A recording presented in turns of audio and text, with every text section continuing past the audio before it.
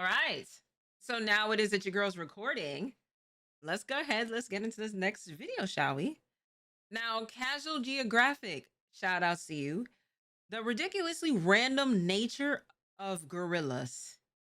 And we about to sit there and be talking about these primates with their disposable thumbs and their levels of strength that is beyond human. So without further ado, y'all, let's go ahead. Let's get into this. Oh my god. The greatest trick Hollywood ever pulled was convincing the world that gorillas were something to be scared of. Whole time it's an ADHD Uber ape built like a practical joke. The gorillini is the opposite of a sleeper build. They look like a flash pass to being full-time horizontal, when really gorillas are unintentionally the most unserious animals on the planet. Almost every character trait that made them feared back in the day. I saw this while in Sim Uchi's stream. Why you gotta sit there and say my gang's name like that? I don't like the fact that just pissed me off, bro. Why you had to do this, bro? It was bad enough when you said warm ussy earlier, and you gotta go ahead and do this. Get it together. Act like you've been here before. Actually makes them adorably ridiculous when you have context. Like you've seen this picture, a gorilla beating its chest and maybe you next has to be one of the most intimidating sights in nature. The sound though. That was not edited. Whole time this display sounds like an assault on bubble wrap. King Kong had you misunderstood. Only in a movie would you see this and hear the god of thunder. It's more like someone weaponizing bubble tea in a straw. Put on a blindfold and it's not threatening anybody but Bubble Buddy, because it sounds like his family flatlined by firing squad. It's fitting. It was widely believed that the peg pounding was considered an act of war, but newer research says that it might help gorillas avoid conflict altogether. In a study done by Edward Wright of the Max Planck Institute for Evolutionary Anthropology in Germany, it was found that the biggest, most brolic mountain gorillas actually produce the sounds with the lowest frequency. Something about larger air sacs near the larynx, but it's considered an honest signal of competitive ability, and between two prime apes, the one with the higher frequency flesh tap might just tap out of a fight before it happens. So the chest beating actually allows smaller gorillas to avoid a fight they'd almost certainly lose, and lets gorillas choose the best option, since bigger males tend to be the first choice for intercourse. That's gonna be painfully ironic in a minute, but we'll get to that bridge. The other thing that apparently terrified early explorers into introverts was their jaw work. Gorillas have top 5 most inappropriate dental work for their profession, right up there with camels and the gelada monkey. It's almost divine intervention that a lawnmower with limbs has a stronger bite force than lions, hyenas, and even a grizzly bear. And if you watch gorilla ASMR, you can literally see the muscles attached to the sagittal crest. That crest is why the gorilla has a built-in mohawk. Lucky for literally everybody, gorillas only use those vice grip jaws to crush about 40 pounds of food a day. And you'll never be more grateful for their grocery list until you watch one peel a tree like a banana. All that food would mean nothing if they didn't also have a host of gut bacteria to help break it all down. But because all that bacterial work also produces gas, gorillas are almost in a perpetual state of flatulence. A troop of IBS apes break more wind than a bloated beached whale, and it's so constant that researchers occasionally track traveling families through their southbound symphony. Scientists even used a gorilla-coded camera to gain insight into the secret society of this steroid simian, and what they found was that a well-fed family could blow a hole through the ozone layer. And out both ends. According to late gorilla expert Diane Fossey, gorillas burp as an act of goodwill and contentment. And you know, in some cultures, letting it out the attic is considered a compliment, but they might as well have gotten it from a knuckle-walking cow ape. On a less audibly offensive note, gorillas have also been recorded singing while they eat. Researchers refer to it as a chorus of appreciation. It's pretty cool, check it out.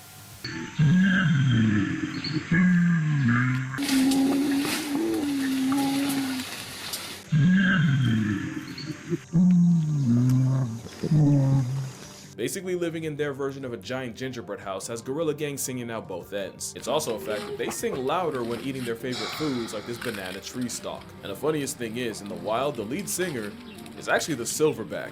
Science says he uses singing, or well, more like humming, to tell the group when it's time to stop and eat. And you know the law, when silverback speaks, everyone listens, and when he sings, it's time for fixings. But I'm not hungry. Okay, jeez. Damn. It makes sense. Few things are more dominant than the lead silverback male. You know he's the one calling all the shots and making all the decisions for a troop of up to and sometimes over 30. One could say that is the peak male form. And you remember that painfully ironic thing I promised? Well, it's about that time, but before you judge me, I'm just gonna remind you that this is strictly educational. But I would feel weird if I didn't say this, so if you're a child, an adult with a child, or an adult who thinks they're a child, skip to this timestamp right here. Or don't, I can't stop you, but don't let your parents blame you if you don't. But with gorillas, it's different. They often live in harems where all the females in a group practice their multiplication tables with the one silverback, which means they didn't have the selective pressure of dealing with other males like chimps, or even the pressure of females having a choice like humans. Also, another theory is that a larger Nixon might have helped shovel out rival Nectar, again, something a back of silver doesn't have to worry about. It actually ties back to the chest beating. Being an absolute unit was already so much of a flex that evolution didn't have to juice their stats in other ways. Not you but unfortunately, it means gorillas are built like an anti-steroid ad. But also consider this, silverbacks are the embodiment of what podcast bros call an alpha male. If humans were truly meant to take cues from them, forget Snickers, we'd be packing a Skittle. And with that, I am going to power wash my search history.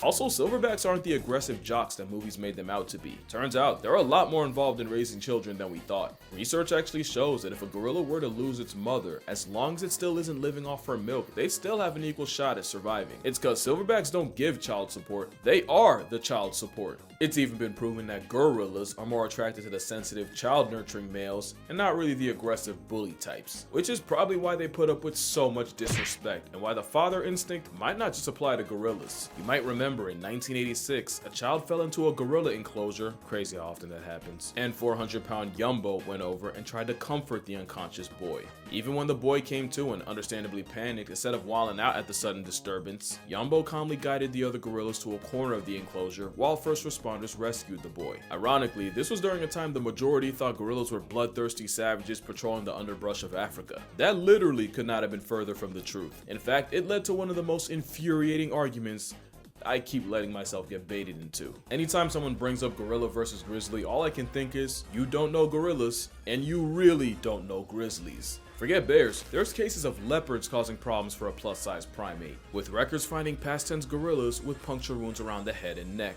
Now, leopard attacks on a full-grown male are rare. But if a 150-pound big cat is a genuine threat, a 10-foot, 900-pound revenant plot device would slaughter a roid monkey. And really, the more you think about it, the more disrespectful the question is. Y'all stay playing on a grizzly's body. Especially since the gorilla himself wouldn't even want that smoke. For all that bulk, they'd definitely rather run away than run a fade. Imagine thinking they can match up with a grizzly when gorillas can get humbled by a change in weather. And I just love that gorillas in captivity and in the wild have no problems playing in the water. But when it falls out the sky, it's suddenly unacceptable. Also, I don't know if you've seen that corgi that gave its owner a heart attack until she realized the only victim was a jar of jam. YouTube before it is, and listen, the dog is okay. This is jam. YouTube, Twitch, it is strawberry jam. The dog is adorable, so cutesy.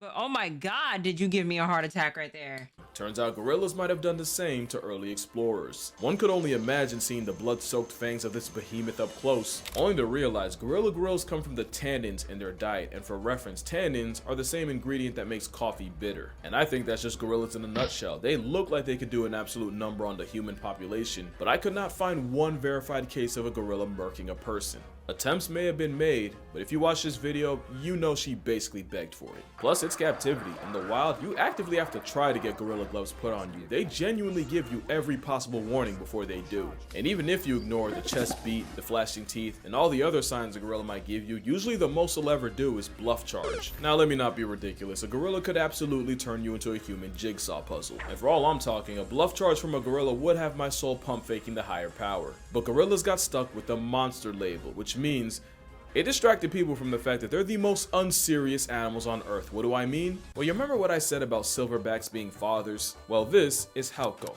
Koko is a proud father of 4 who loves nothing more than to play with his children. Problem is, sometimes his mate isn't too eager to let him rock with such a small baby, so in all of Koko's infinite wisdom, he came up with a solution. He f***ing kidnapped her. Repeatedly. And yes, he did this with all his children, proving it really is a game to him. I'm sorry, you can't, you're telling me I'm supposed to be afraid of this? This is chronically unserious.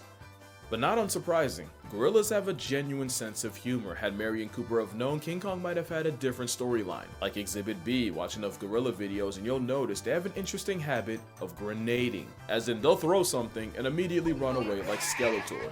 Now you could argue it's a territorial, non-verbal way to tell humans to F off, But that goes against my narrative, so I'm gonna disregard it. Also, they've done it so many times exactly like this. It's like, how am I not supposed to see this as a prank?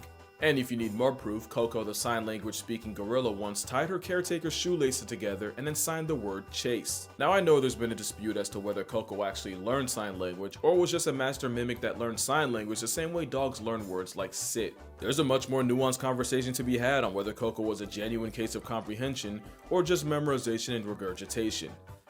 But that's not why I'm mentioning her here. It's because she was involved in one of the most absurd lawsuits I've ever read. In 2005, 3 female former staff members filed a lawsuit against the Gorilla Foundation, because allegedly Koko was demanding that the workers flash her, and no, I do not mean with lights. According to Nancy Alperin and Kendra Keller, program director Francine Patterson told them that Koko had an obsession of the mammary variety and pressured them to expose their upper halves to the gorilla, even implying that their jobs would be in danger if they refused. They refused.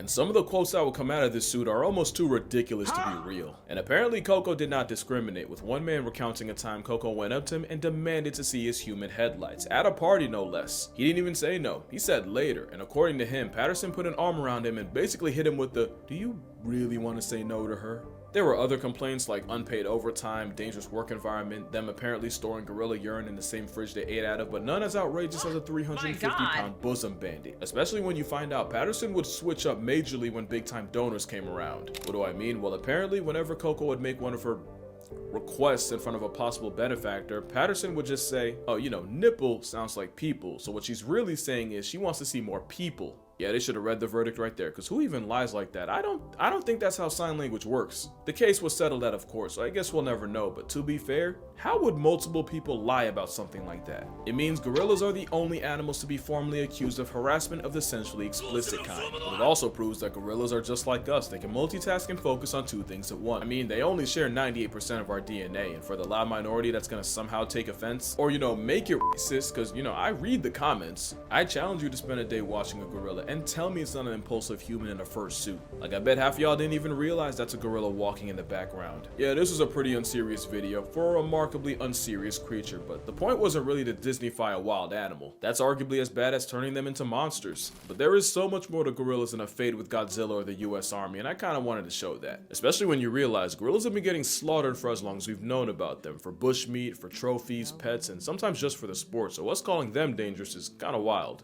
But I get it. Talk is cheap when it's in front of a green screen. So if this video gets 200,000 likes, I will meet a gorilla in person. Somewhere. Or an orangutan, and that works too. But until then, drink water, hug your mother, never smile at a gorilla. Fun fact, clearing your throat sends a much better message. And I'ma see y'all in the next one.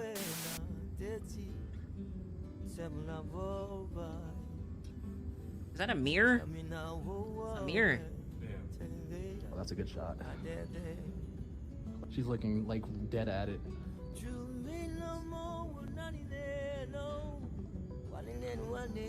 Oh my goodness, bro. Well, I guess I learned something new about with the gorillas as of today. You know, the more you know. And some things it is I had no business knowing whatsoever. But Casual Geographic, shout outs to you. Thank you so much for the video. Shout outs to y'all in the chat. Shout outs to you at home. And I'll catch y'all in the next video.